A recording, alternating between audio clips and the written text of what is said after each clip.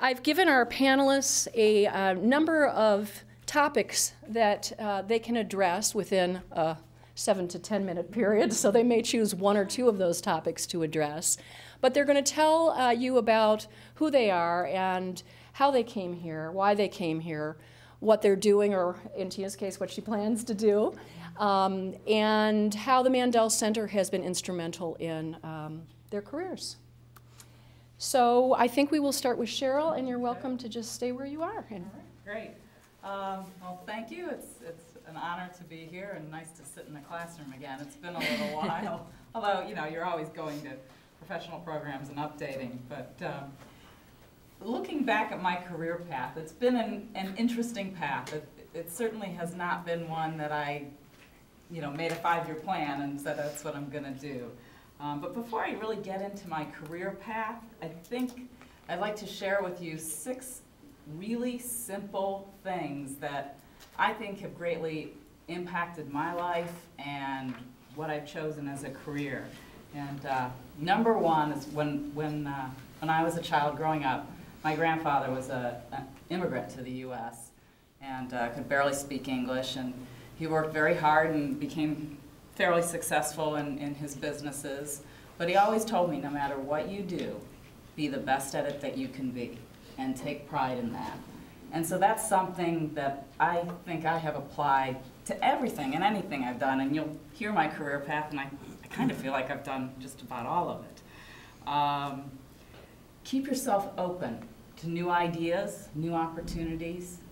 Don't get so fixed in what you think it is you want to be or what you want to accomplish that you don't allow for that greater thing to happen, because it does. It does. Be involved in your community. Volunteer. Be involved in your local politics, your local government. If you choose to go to church, synagogue, mosque, be involved there. Be involved with your schools. But be engaged, because it takes that network of community and experiences to really propel you forward. And enjoy those networks, but don't begin networking just because you think it's a tool that you can use to establish your name. Networking is really about supporting people, helping people, and I've always found if you want support and help, you should be the first one to give that. You know, and these are simple things that I have found I've been able to employ along the way.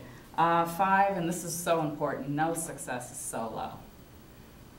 I had the great opportunity to build a nonprofit arts organization with a fantastic group of people.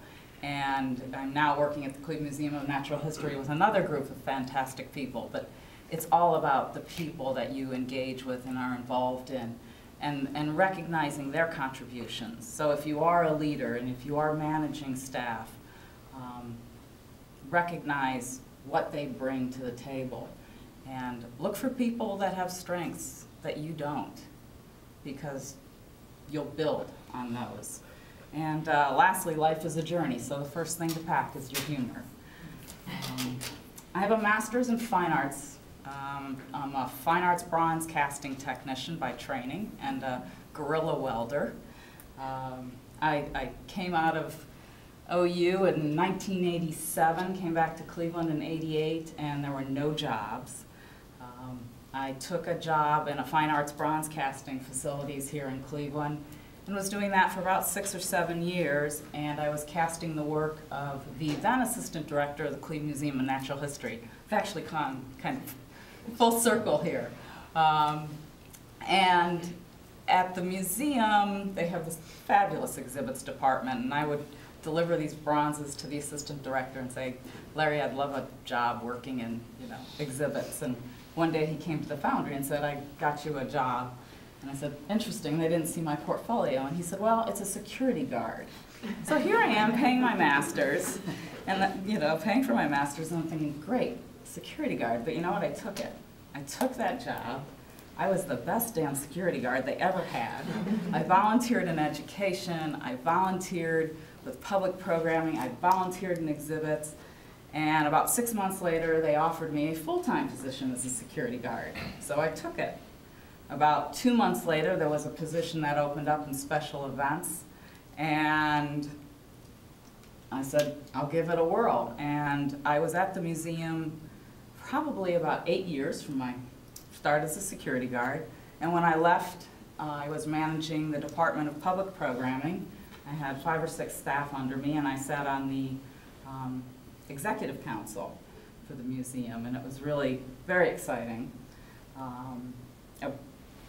Towards the end of my first career at the Natural History Museum, I had learned about Mandel and was very interested in participating in the program, and I actually started in the winter session of '99, so I kind of came in the middle of a session.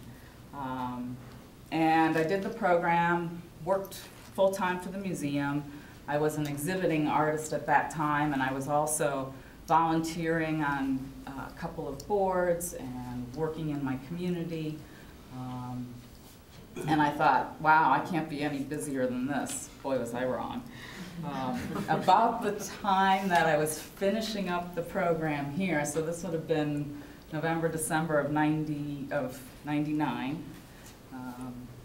I saw this building in my neighborhood and looked at it and said, oh boy, that would make a great artist co-op, gallery, art center. At that time I was living on the near west side of Cleveland in a very underserved community. There are no arts, or there were no arts at the time. And I said, I'd really like to do something here. I'd done some co-op art galleries downtown and at the Powerhouse, and I thought, you know, there's opportunity here. I called our councilwoman, who I had built a relationship with, had volunteered at things in the community, gone to the ward club meetings, and it was Councilwoman Merrill Gordon, who's no longer a councilwoman, unfortunately, but at the time it was terrific. And I called her and said, what's happening with this building on West 25th Street? And she said, nothing, it's just being rehabbed. Why? And I said, well, because I think it'd make a great community arts center. And you know, there's lots of artists in our neighborhood now, and I'm sure there'd be interest for it. And she said, I have to go to a meeting, and she hung up. This is where leaving yourself open to ideas, you know, don't know where it's gonna get you. She called back about 2 hours later and said, okay, I have a $175,000 grant to purchase the building. I know you work with a lot of artists in the community, and you volunteer in community partnership for arts and culture, and you're very involved with people. Get them together, let's walk through. We ended up buying a 1948 Quonset hut that was basically falling down. We used the councilwoman's money. We immediately had, and I wouldn't recommend doing this, we had a building before we had an organization. Especially in these economic times, I wouldn't recommend it. But we worked with our local CDC as our fiscal agent. We worked with lots of community leaders, and we put together a board of trustees, and for 2 years met like every Saturday building the foundation for this organization, which is called Art House, and it's located on Cleveland's near west side. And in 2001, we actually had raised enough money where we could hire staff and then do a capital campaign to rehab the building. And so I decided to leave the museum to run the Art Center. We had just a terrific group of dedicated volunteers. You know, they were there every weekend working on the building. It was a great board. Everybody brought their knowledge. There were several people who worked in the nonprofit sector, so they brought their contacts to it. And it turned out to be a golden project, and it's been very successful, and I ran it for 7 years. And I always said I didn't want to be the founding executive director that stayed forever. One, for my own health, I like to change and do new things. And two, for the health of the organization. I felt it would be important that the organization, once it was stable, and they call it mature. I don't know, at 5 years old it didn't feel so mature, but the foundation's called it a mature organization, that I could move on to other things. And I briefly took a position with another arts organization in the community found out it really wasn't a good match, and probably had to make one of the hardest decisions in my life, and that was to not stay with something through the very, through everything that I thought I needed to do, or that it needed to do. And so I made the decision to move on. An opportunity opened up at the museum, and I was thrilled to be able to accept it. It was raising a lot more money than I had ever raised before. With the Art Center, we raised about $2 million and spent most of it, but we did something that was very important, and something that I learned here at Mandel about really creating a solid foundation for the organization and being fiscally responsible. When I left, we were able to open up and start an endowment, about a $100,000 endowment. So I knew that I could raise money. I just wasn't sure I was going to be able to raise the kind of money that we were talking about at the museum, but we're finding that out. But it's been an interesting career. Now that I'm back at the museum, I'm not working 24/7.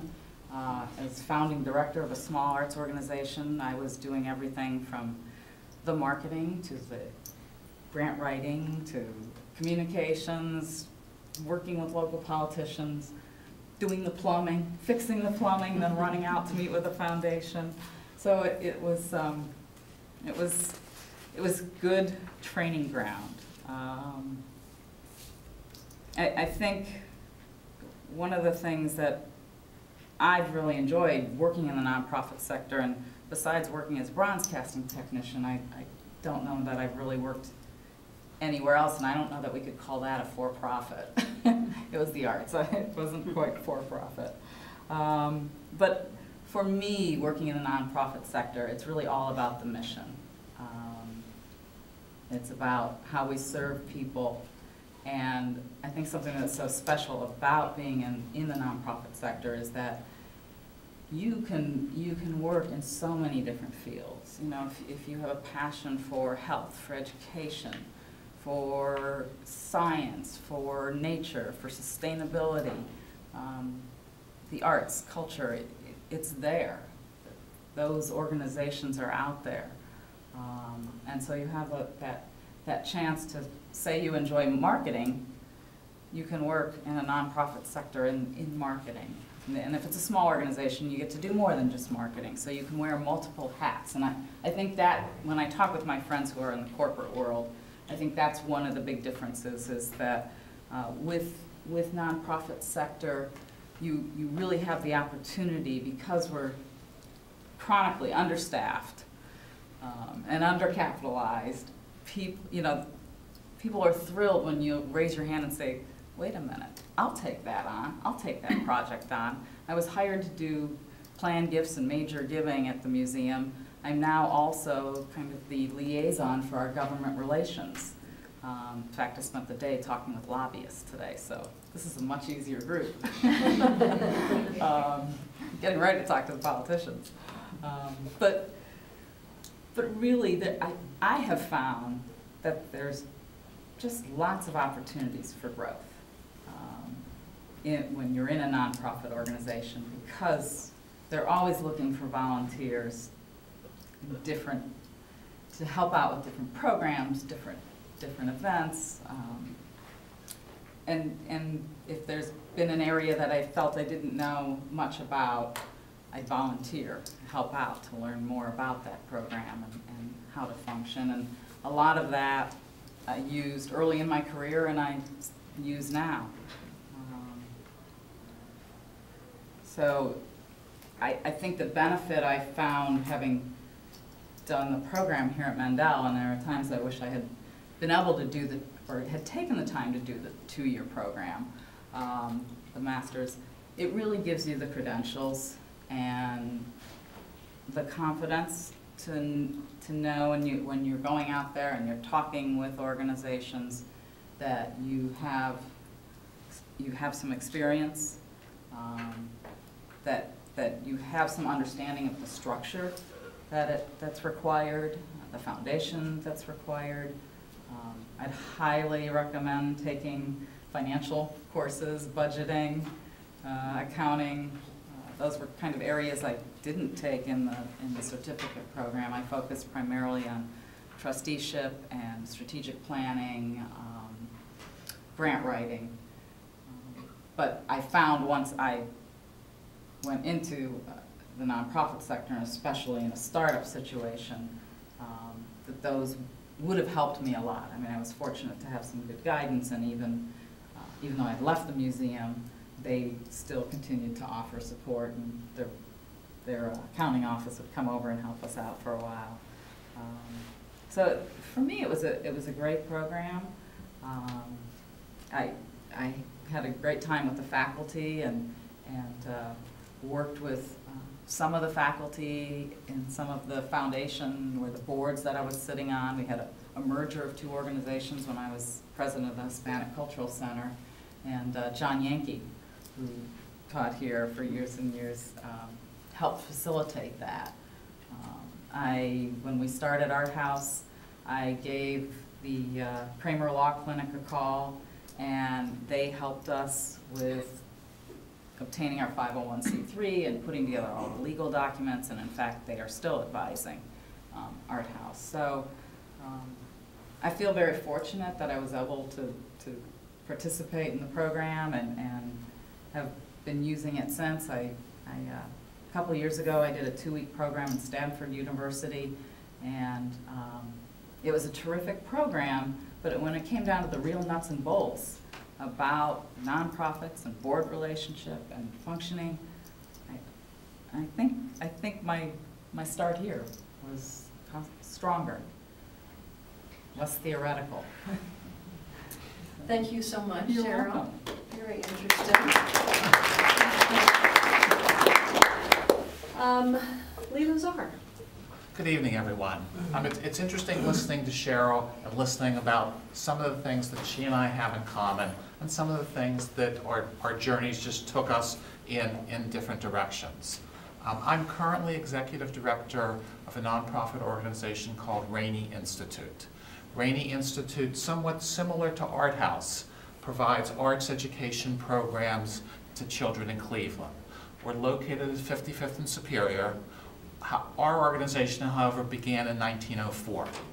And our original mission was as a settlement house, helping Eastern European immigrants who settled in the Huff neighborhoods of Cleveland in the early 1900s.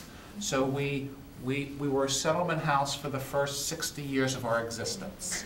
By the time we get to the 1960s, the Huff and surrounding neighborhoods had changed significantly, and Rainey recognized that it needed to change significantly. So Rainey went through a strategic planning process back in the 60s, probably even before the term strategic planning had been created. And Rainey worked with the city and other social service agencies and decided to change its mission to become an arts education center for children. In 1966, Zandra Richardson was hired as the executive director of Rainey. Zandra created a wonderful organization that cared deeply about kids and did anything that it could to help kids. Zandra retired in 2007, 41 years later, and I replaced Zandra Richardson. Fortunately, when the board recognized that Zandra was about to retire, it made a wise decision. It decided to replace Zandra with 2 people. So I was hired as executive director, and Beverly Brown, who had been a teacher at Rainey for 10 years, was hired as our program director. So the board decided that it needed to invest additional resources and additional leadership so that Rainey could grow. And I believe the decision has been successful. In the past 2 years, we've expanded the programs that we provide to kids in the neighborhood.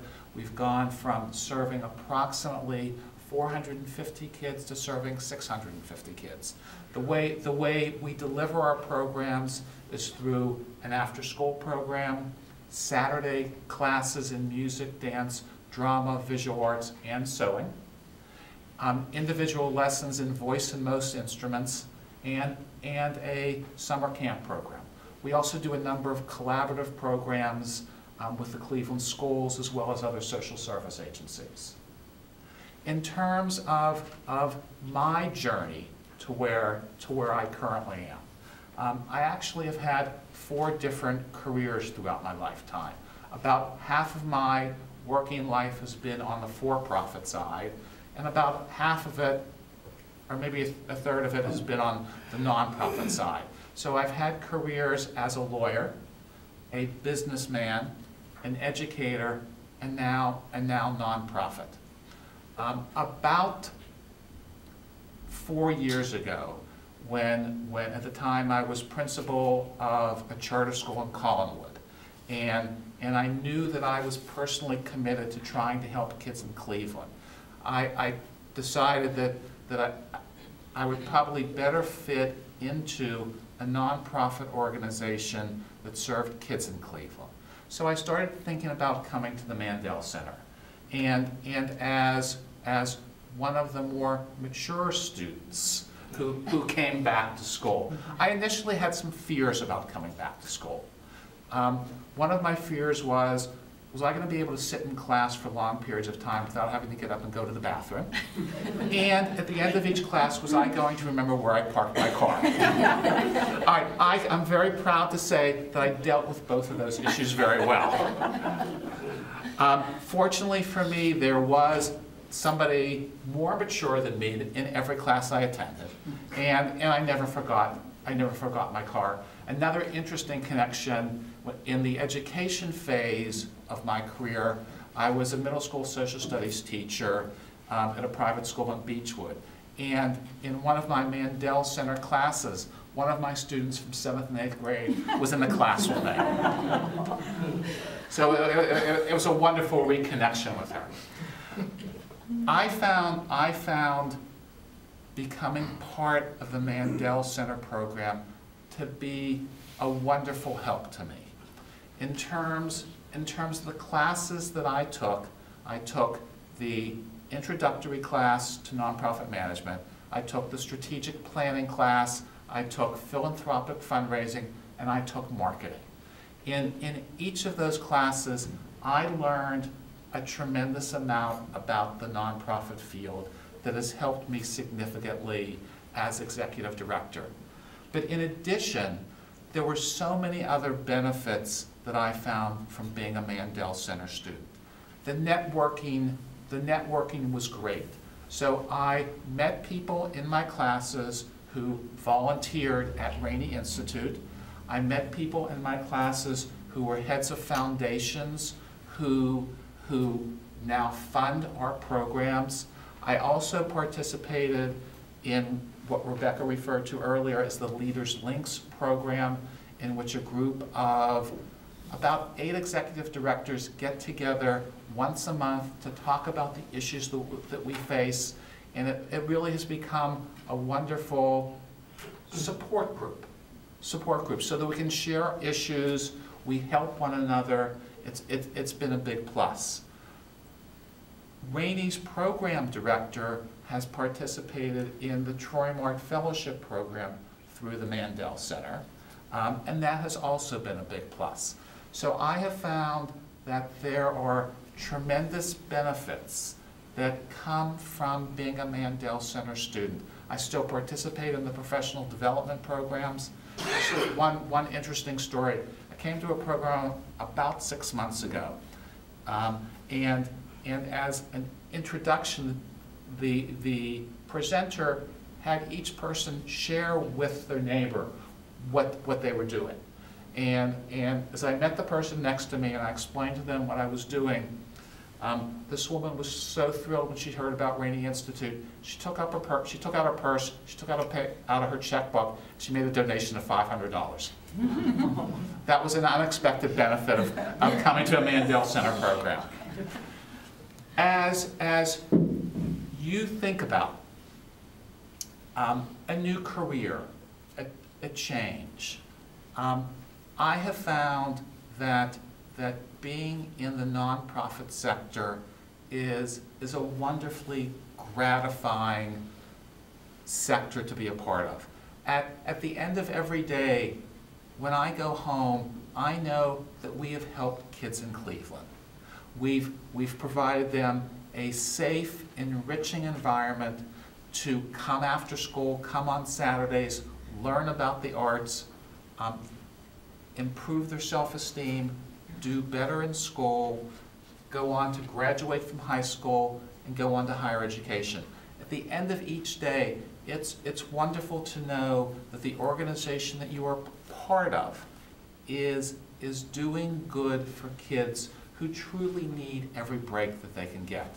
I've also found that in the nonprofit sector, people are generally pretty nice and pretty caring people to work with.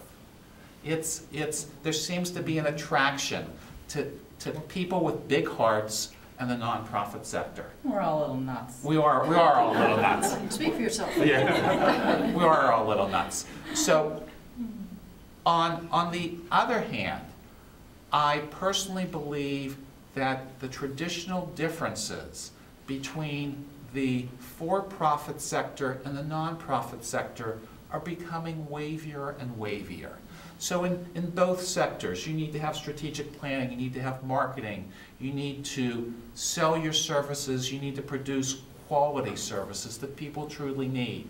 So I believe that the sectors are becoming more alike than becoming more different. So the skills that you may have learned in the for-profit sector are certainly transferable to the nonprofit sector. I would encourage all of you to be open to new opportunities, new challenges.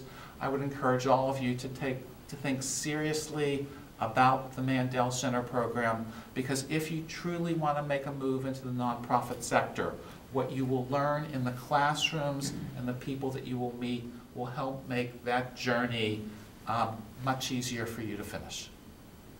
Thank you.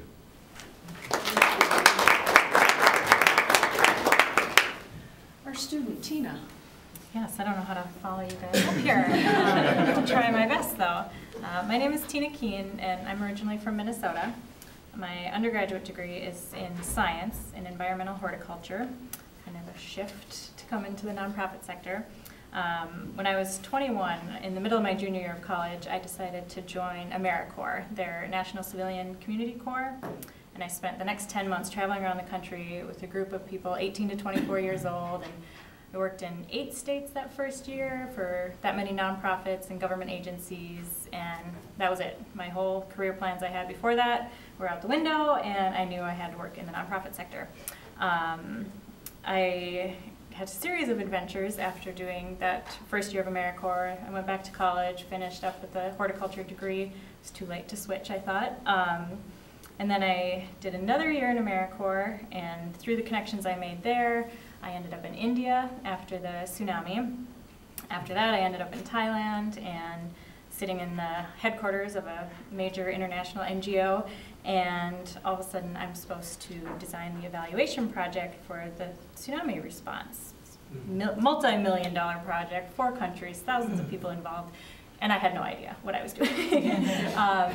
And I did it, I struggled through it, I did an okay job at it, and through that I realized I needed more education if I wanted to continue to work in the sector and have the impact that I wanted to have. So then the search for grad school began, and many, many hours on the computer. I was doing it all from Thailand, and ended up stumbling upon the Mandel Center, and after researching everything, this was the only place that I ended up applying to, just because, like Rebecca was saying earlier, I knew I wanted a career in the nonprofit sector, so I didn't want to take a bunch of business classes, I didn't want to take a bunch of public administration stuff, social work, no thanks. And this was the one that I could strictly focus on nonprofit management in. And the course list, I'm sure you guys have all seen on the website, I've taken 99% of those classes, I think. And it's a great variety of courses. Another thing that's great about this program is just the connections that you make with the local nonprofits here. I came to Cleveland 3 days before orientation, I showed up, and my first week in my accounting class, my professor says, all right, go ask an organization for all their financial statements, for their internal records, everything. I'm like, I don't, what? How can you do that? But the Cleveland community knows the Mandel Center. They know what we're all about, and they're very willing to help.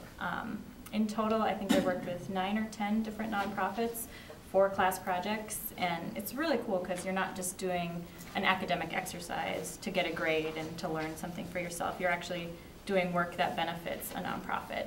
So it's extra incentive to really do a good product. The class that Lee came, and he was a counselor for us. He came to one of our classes and told us it's not going to be so bad. But it's a 2-semester class where we develop a strategic plan for an organization, and there were 4 groups in the class, and we had about 25 organizations apply to have student consultants work with them. So the Mandel Center has a pretty good reputation for that kind of stuff, and hopefully my team is upholding that reputation. After graduation, I am doing something a little odd. I'm going to hike the Appalachian Trail from Maine to Georgia, hopefully, and that'll be about 6 months. And one thing I learned here at the center is never do something without an ulterior motive. But to use this opportunity to capitalize on the exposure that it'll give my friend and I with our friends and family, as well as just other people that might be interested in it. So we're going to use that to create a campaign where we ask people for pledges, not for money, but to do something, to change their behavior in some way that will benefit the environment. And I've actually created a class here at the Mandel Center, one of these independent studies you spoke about, focusing on social networking and philanthropy. That's something that I'm really interested in, and how like Facebook and MySpace and LinkedIn and all of that stuff is really going to benefit the sector. And I'm going to use what I learned in that to develop this campaign and use the right tools to get people involved in it. And hopefully it'll be an exciting project. I'm not sure how it will go, but I think your first step is done. You're here, you're wanting to find out more information. I can honestly say that this has been one of the most important things I've done in my life, because I know what I've done in the past, and it was all just what I had learned on the job and just trying to make things up as I go along. And now I feel like when I go out and get a new job, I'm ready, like, bring it on. I feel like I have the skills and the experience and the knowledge to really do my work well. So. Thank you. Well, I would like to open it up at this point for questions for the panelists. And if you have questions about admissions or financial aid, scholarships, those sorts of things, if you could hold off, because I'll be talking about that in a few moments. But if you do have questions for the panelists, we have Wendy Jelinek in the back, who will be coming around with a microphone which is not going to amplify your voice, but it will help us with the videotaping. So give her a moment to come and hold her microphone. But at this point, I would open it up for questions. Any questions? Yes? Yeah, how many students will be enrolled in the program? I mean, what's the maximum amount? Well, I can't answer the maximum amount, but at any given time, we have about 100 students in our programs, because that includes our master's degree, our certificate, and our dual degrees and dual credential programs. Every year it's a little bit different to the complexion of the student body, and we get our the largest number of students coming in the fall, slightly smaller group coming in the spring, and a couple of students that start in the summer. Other questions? Yes? I got here a little bit late, but it sounded like maybe some of you were working while also going to school. Maybe you could talk a little bit about balancing the two of those and how that was possible. Sure. I was working at that time, on average, about 45 to 50 hours a week.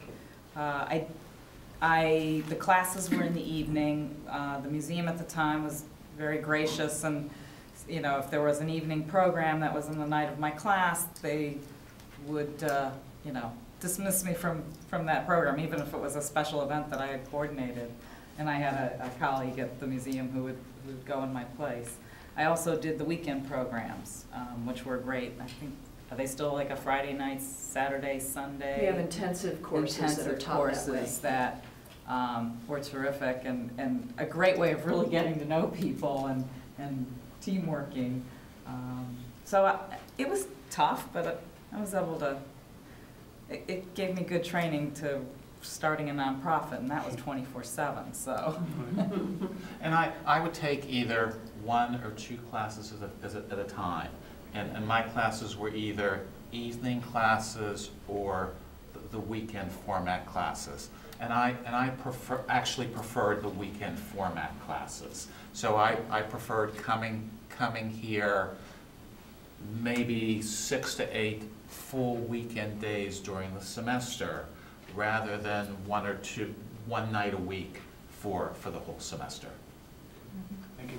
And I'm the one that's going full-time, so this semester and last semester, I work about 30 hours a week at 2 different internships that I actually got through the program here, that are very flexible. As far as things going on at school, I can always switch my hours around. But as far as doing more than that, I don't think I could handle it with the full course load. And there's not too many students, I don't think, that work full-time and go to school full-time. We don't recommend that. Yeah. No. The other thing I did is I was able to use my own department. When I was doing the program, it wasn't a 2-semester strategic planning program, and it wasn't with a core group. So I used my own department at the museum to do a strategic plan with them. When it came to doing, I'm trying to remember, we had to do some research on a nonprofit. I used the museum. And I actually learned a lot more about the museum, even though I worked there for all those years. I was able to go into archives and really understand how it was developed and why. Another interesting connection that I made in my philanthropic fundraising class. One of the projects that I did in the class was a project for another nonprofit organization, and I'm now serving on the board of that nonprofit organization through the connection from the class project. I'm an entrepreneur at this young age that I am, and I was wondering how you guys feel taking some classes here would, guide me in that path, not so much as giving me a management position within a different nonprofit, but, managing my own and that sort of thing. I think this is perfect for you.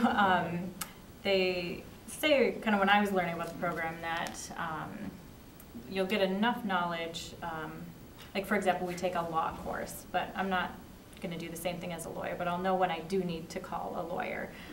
Same with the finance stuff. I know enough to do the nuts and bolts and get it ready, but if I get in a sticky situation, I'll know enough to know I have to get an accountant to come in. And I was saying I've done a lot of projects with different organizations in town, but I've also done 2 about things that I'm interested in personally. One is this new campaign for the environment associated with my walk, and then another one was some other project that I did a whole marketing thing for. So if you have an idea of something you want to do, you can certainly do that, even if it's just a theoretical thing at the time. Professors are really good about letting you do your own thing. And also, when I was in the business phase of my life, I also was an entrepreneur. Okay. So I started my own business. I had the business for 10 years, and then I sold the business. As I said earlier, I believe the similarities between the for-profit sector, the non-profit sector, are very close. So what you would learn here in this program would certainly help you with the entrepreneurial side of your life. I would. And then you can make a lot of money and donate it to nonprofit organizations. Well, I'm an entrepreneur in nonprofit. That's right. Okay. Yeah. A social entrepreneur. Social entrepreneur. You need to contact the Ashoka Foundation. Okay. There's so many foundations.